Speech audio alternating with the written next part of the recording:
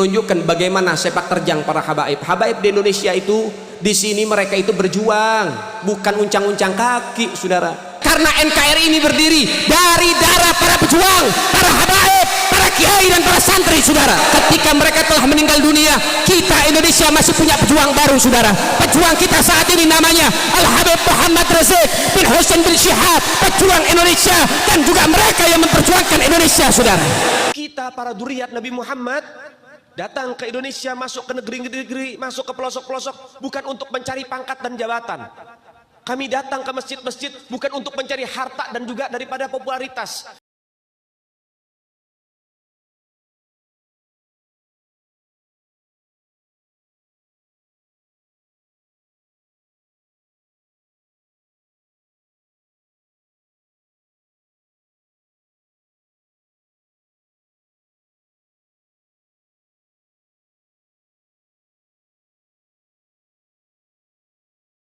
Sayyiduna Muhammad, Duriyat Sayyiduna Muhammad.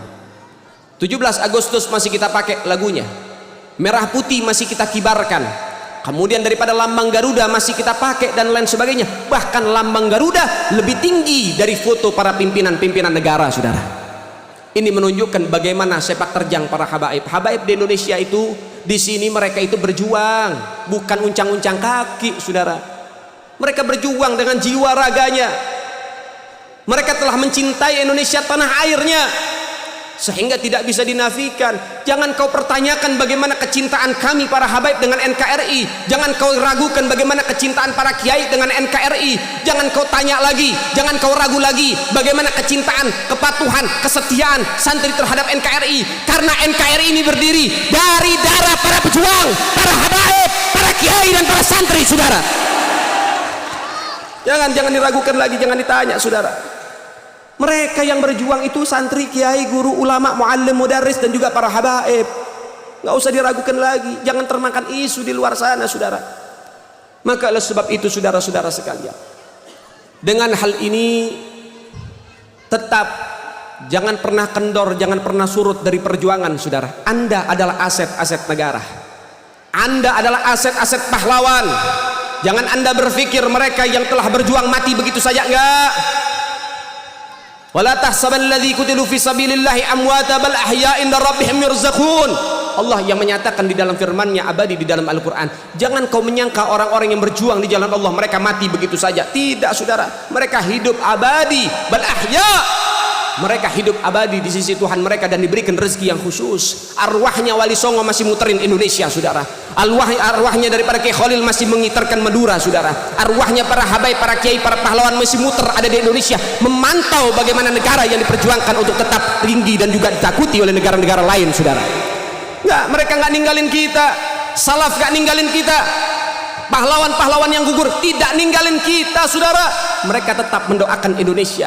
Mereka memantau Indonesia, mereka memonitor Indonesia. Insya Allah Indonesia tidak akan pernah kehabisan para pejuang, saudara. Mati satu tumbuh 1000, saudara.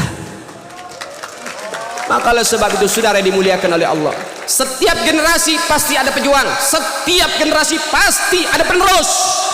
Ketika Habib Salim Jindan wafat, Habib Ali Kuitang wafat, kemudian dari Sunan Ampel wafat, Sunan Giri wafat, Sunan Kalijogo wafat, teruskan juga dengan yang lain. Ketika daripada Imam Bonjol wafat, Diponegoro wafat, Jenderal Sudirman wafat, semua meninggal dunia. Masih ada penerus-penerusnya, saudara sekalian. Gak akan pernah habis Indonesia dari pejuang. Ketika mereka telah meninggal dunia, kita Indonesia masih punya pejuang baru, saudara. Pejuang kita saat ini namanya Al-Habib Muhammad Rizik bin Hussein bin Syihab, pejuang Indonesia, dan juga mereka yang memperjuangkan Indonesia, saudara. Gak kehabisan kita oleh pejuang, dan insya Allah santri-santri di sini pun akan bangkit menjadi pejuang selanjutnya, saudara. Insya Allah nanti akan timbul dari Madura pejuang-pejuang selanjutnya, saudara. Sampai hari kiamat Indonesia tidak akan kosong dari para pejuang, saudara. Sallu ala Muhammad, sallu ala Muhammad. Allahumma salli wa sallim wa barik alaihi wa ala alihi wa sahbihi. Sehingga saudara tidak usah khawatir, tidak usah khawatir. Ketika keadaan semakin berat dan lain sebagainya, itu ujian dari Allah untuk memperkuat kita, bukan melemahkan kita, saudara.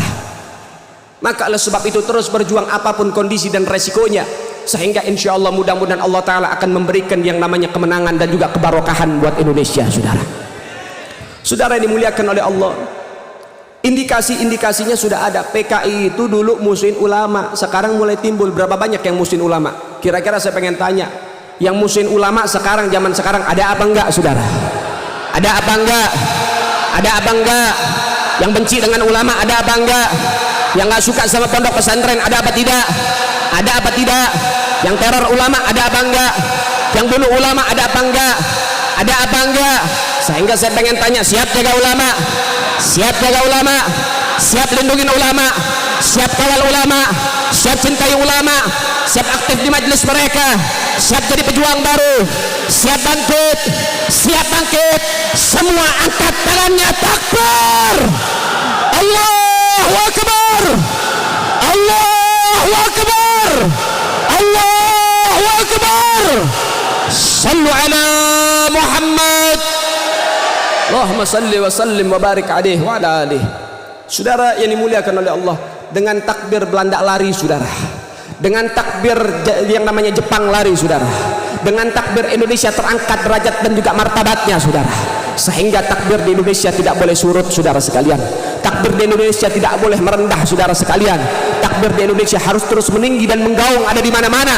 Sehingga insya Allah dengan kalimat Allahu Akbar, sehingga kalimat itulah yang akan mengantarkan Indonesia di dalam perjuangan ini sampai di dalam kedudukan daripada kemenangan. Amin ya Rabbal. Saudara yang dimuliakan oleh Allah, maka oleh sebab itu indikasi-indikasi kebangkitan PKI itu memang betul-betul ada dan nyata, saudara. Cuman saking aja yang perlu sama PKI pengen nutup-nutupin karena mereka mungkin punya jabatan dan kekuasaan. Tapi kita masyarakat sudah melihat bagaimana indikasinya nyata. Bagaimana ulama dimusuhin, bagaimana ulama diculik, diintimidasi, diteror, bahkan ada yang dibunuh. Di Cicalengka juga ada yang dibunuh, saudara. Innalillahi wa inna ilaihi rajiun. Dengan kasus yang dulu, masih ingat kasus orang gila? Orang gila yang bunuh ulama, masih ingat? Beberapa tahun yang lalu, itu kan sudah termasuk indikasi kebangkitan PKI. Sekarang lagi RUU HIP mau diadakan lagi dan lain sebagainya. Untuk apa? Untuk menyongsong, untuk memenangkan, untuk memberikan dorongan PKI untuk bangkit ke Indonesia. Na'udzubillahi min. Dikatakan PKI ini korban, PKI itu adalah korban, PKI itu pahlawan. Innalillahi wa inna ilaihi. Memutarbalikkan fakta, saudara. Innalillahi wa inna ilaihi rajiun. Yang bunuh ulama PKI, yang nutup pondok pesantren PKI, yang bakar pondok pesantren PKI, yang suka bakar masjid PKI, saudara. Kok bisa PKI pengen dijadikan pahlawan? Kok bisa PKI dijadikan yang namanya korban? Itu tidak masuk akal dan rasional, saudara sekalian. Maka oleh sebab itu, saudara, Indonesia ini harus bebas dan aman dari PKI. Indonesia harus tidak ada PKI. Indonesia anti PKI. Dan kami masyarakat Madura bangga menjadi musuh PKI, saudara. Kira-kira kalau PKI bangkit di Indonesia, biarkan apa lawan? Biarkan apa lawan? Biarkan apa lawan? Siap lawan kebangkitan PKI, siap jaga Indonesia dari PKI, betul. Siap berjuang buat Indonesia, siap mati buat Indonesia, siap tumpah darah buat Indonesia. Takbir! Allahu Akbar! Sallu ala Muhammad. Hati-hati, hati-hati, hati-hati, saudara. Ini nggak boleh didiamkan, nggak boleh. PKI ini bahaya, saudara. Dan ini hal yang tidak boleh didiamkan sama sekali. Baik, ada beberapa catatan mengenai PKI, cuman agak panjang. Kira-kira bagaimana? Boleh apa enggak nih? Boleh apa tidak? Siap dengarkan? Siap dengarkan? Baik, PKI itu terbentuk, saudara, dari bulan Mei tahun 1914. Nah, 1914 ini PKI itu dibawa oleh beberapa orang-orang Belanda yang memang mereka menganut ideologi komunis. Ya, nama daripada penganut ini yang membawa. Jadi Belanda itu ada dua. Belanda itu menganut dua ideologi kala itu. Pertama kapitalis, yang kedua komunis, saudara. Kapitalis dan komunis ini nggak akur. Komunis menginginkan semua ideologi yang ada di Belanda dan lain sebagainya harus menganut ideologi komunis, sehingga memerangi daripada kapitalis, saudara. Maka orang Belanda masuk ke Indonesia di kala 1914 di bulan Mei, yang bernama Henk Sneevliet. ya, dengan 85 tokoh komunis Belanda, sehingga masuk ke Indonesia untuk membentuk daripada gerakan-gerakan komunis. Sehingga kalau dulu di tahun-tahun tersebut sampai tahun 1917 itu namanya bukan PKI, nama aslinya itu ISDV. ISDV ini adalah termasuk salah satu organisasi komunis.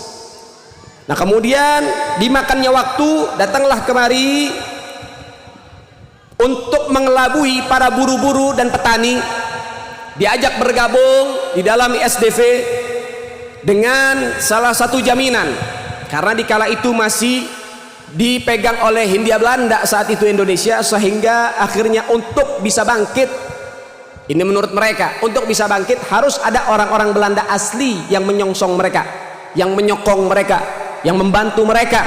Sehingga itulah yang didoktrin kepada segenap para petani-petani dan juga para buruh-buruh, saudara. Sehingga ISDV dibentuk, dirangkul semua petani dan lain sebagainya, termasuk juga Syarikat Islam yang kala itu memang tidak menginginkan ideologi kapitalis ada di Indonesia karena terlalu zalim terhadap masyarakat, ya. Lalu kemudian akhirnya sejumlah daripada kader-kader Syarikat Islam yang masuk di kala itu, yaitu Semaun dari Surabaya dan juga Darsono dari Solo, saudara, ya. Kemudian Tan Malaka juga dari Sumatera ikut bergabung di dalam ISDV, yaitu gerakan komunis dari Belanda, saudara. Namun melihat gerakan ISDV, akhirnya komunis Belanda ini melihat gerakan ini memiliki pengaruh dan juga memiliki perkembangan yang pesat, serta memiliki ancaman untuk kapitalis Belanda, Hindia Belanda di kala itu, sehingga akhirnya dari Henk Sneevliet diambil, diciduk dan dibuang ke Belanda, saudara.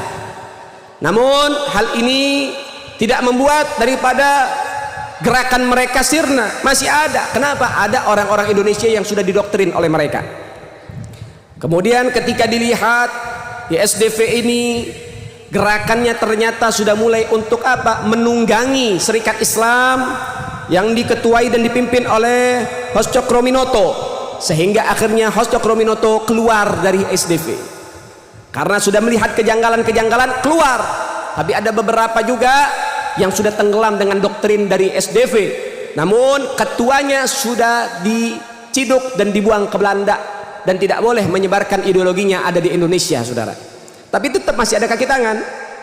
Akhirnya akhirnya di tahun 1921 Henk Sneevliet secara resmi mewakili PKH.